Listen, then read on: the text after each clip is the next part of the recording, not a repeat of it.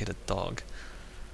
1658, April 12. After a short study, it is clear that the agitation found among humans can be found in the dog. Fear and pain induce stress, which seems to trigger an endogenous response, causing the animal to burst with energy.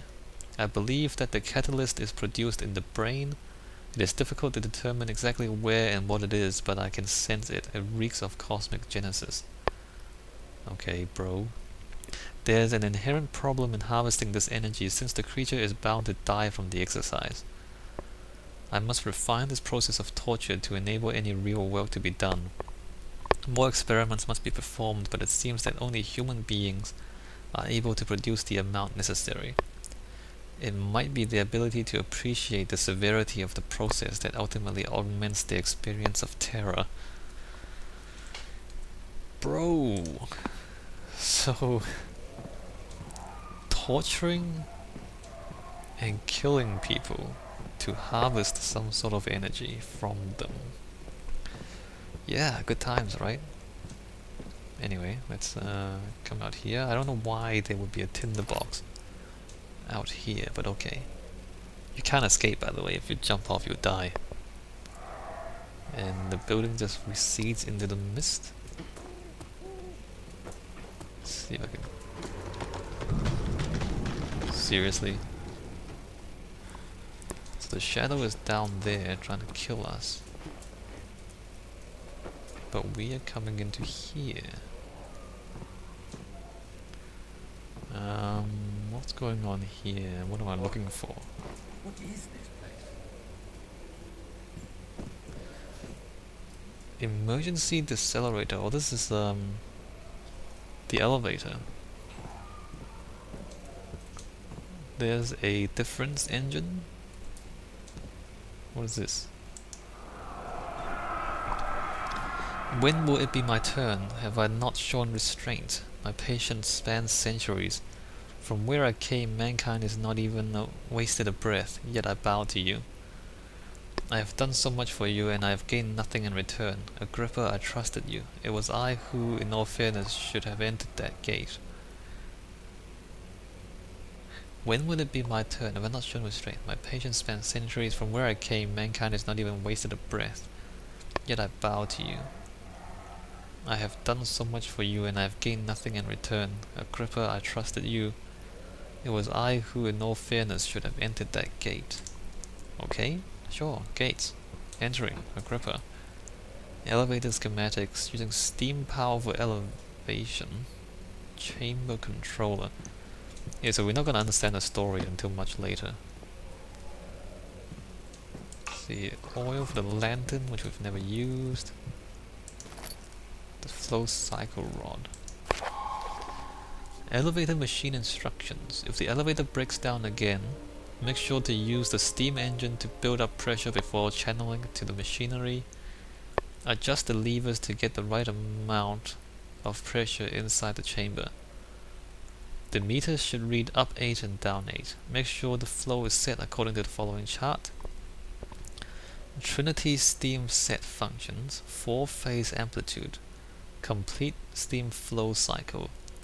Note that the machine would not check proper configuration until all rods are inserted. Okay, sure. Like the instructions are deliberately convoluted. Right. What amazing things do we have in here? Oh, this is the other side of the cave-in.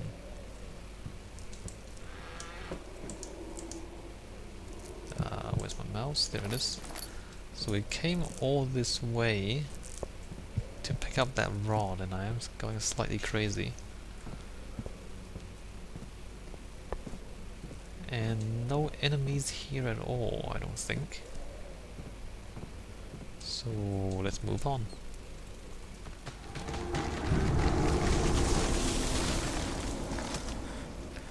Apparently the shadow is killing the trees. It's not very nice. Killing trees. What did the trees ever do to you? Alright, so there's no enemies here.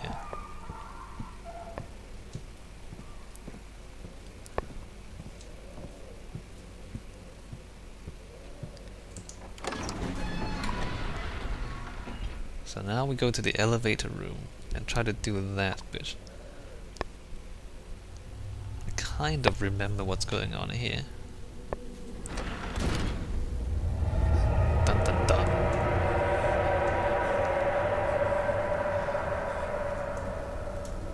So the shadow is chasing us, as you can see. So this was a safe place, but now the color has changed from blue to yellow. And the shadow has done that, and... Herbert, how did we find this place? An old friend back in Algiers gave me a map. Why isn't he with us? Didn't he want to come? He wanted to, Daniel, but things don't always turn out the way we planned. Okay. So there's a dead body in the fountain, and now it's spewing blood. Fun times, right? Can't go back that way, just in case you were wondering. That's covered in that stuff. I mean, there's no danger here, of course, but the game is reminding you that you should be moving ahead. Wait a minute. I don't have the key, do I? Oh, the guest room. I'm missing... Oops. I only went into 2 of the areas. Alright, so we need to go to the guest room. That's right, the guest room is where the other thing happens. Yes, the other thing. Alright, let's go. Let's go. What amazing things are you gonna find in the guest room? That's quite nice, isn't it? The architecture? The castle? I don't think any real castle looks like this though, like the stone work. Stone ceilings are unusual because stone is quite heavy, right? Usually you have timber ceilings just because timber is lighter and timber has tensile strength. You know, like if you have bits of stone, they don't stick together. And they're not very strong. My journals are gone. What would they want with my journal? Journal is gone. So tensile strength is... tensile is pulling. Basically, whether it resists pulling. Compressive strength is the other way around, is pushing. So bricks and stone, like if you push them together, it's very hard to break them. But interestingly, if you manage to pull on a rock, it's actually much easier to pull a rock apart than it is to push them together. And you know, when you have a ceiling like this, like a timber ceiling there, that's actually pulling because... okay, I'm not going to try to explain engineering to you in this game, but just you know, just figure that out if you can. Get a... I don't know, get a straw or get a chopsticks or something, get a stick, and try to bend it. You see that it pulls apart where it bends. July 1839. I received a letter today from the Algerian governor's office disclosing the fate of Herbert's expedition. About a week after my departure, Abdullah, one of the men travelling with us, returned from the desert. He was badly injured, as if maimed by a lion. The man rambled deliriously about the expedition being attacked by something horrible. The French quickly dispatched a search party to look for the expedition. After searching for days, they found the camp abandoned without any trace of Herbert or his men. Tomorrow, I'll retrieve the things they recovered from Herbert's tent at the customs house. I don't know what to make of it, but I'm worried for him. Yes, Herbert. You found the orb and Herbert got killed. Anyway, so when you... oops. Like when you kind of bend something, it pulls apart a little bit. So that requires tensile strength. And as I said earlier, like stone is good in compression. So arches work because it keeps things in compression. But if you have a flat ceiling like this, usually you have timber or reinforced concrete. Reinforced concrete, the steel bars in the reinforcing resist the the tension. But you know, back in a castle this old wouldn't have reinforced concrete, I don't think. 3rd of July, 1839. Today I picked up Herbert's things at the customs house. I dug through the trove of documents he had carried and found a log detailing the expedition. The nature of this text ranged from quick notes to colourful accounts of transpired events. I skimmed the pages, trying to figure out what might have happened.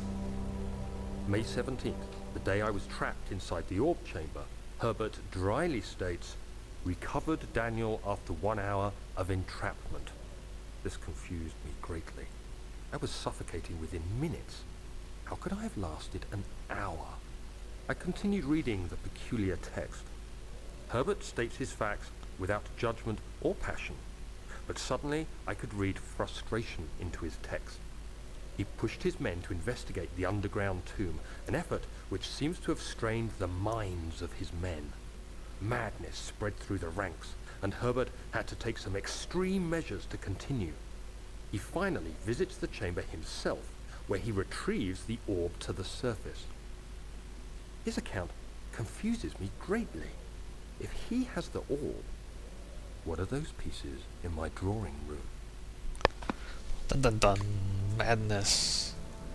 Another common theme in horror stories, madness. Yeah, so usually you have timber ceilings or arched ceiling or arches. Daniel? What? Still having nightmares, I see. Yes. I can't shake them. They come every night. We'll put a stop to them. You'll see. Yes, you put a stop to them, alright? So Daniel was here as a guest of... what's his name? I don't remember his name. Alright, so there's story bits, and it's a lot of light here. It feels safe, right? The door is stuck due to a broken lock. How do I do this? Oh, that's right, I have the crowbar.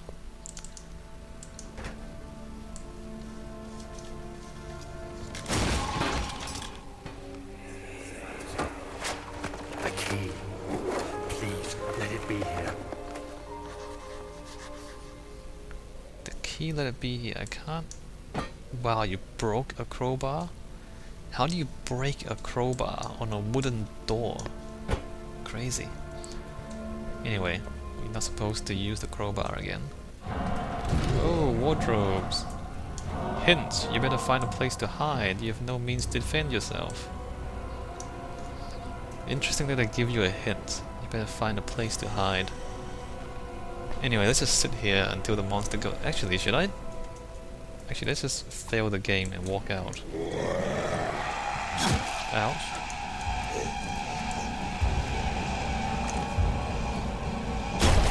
Nope, that's not gonna work.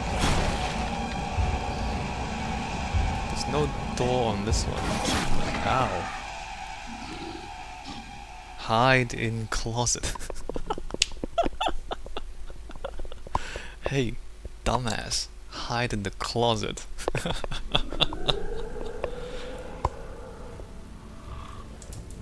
So that's fairly entertaining right there. So if you're too stupid to figure it out, you hide in the closet.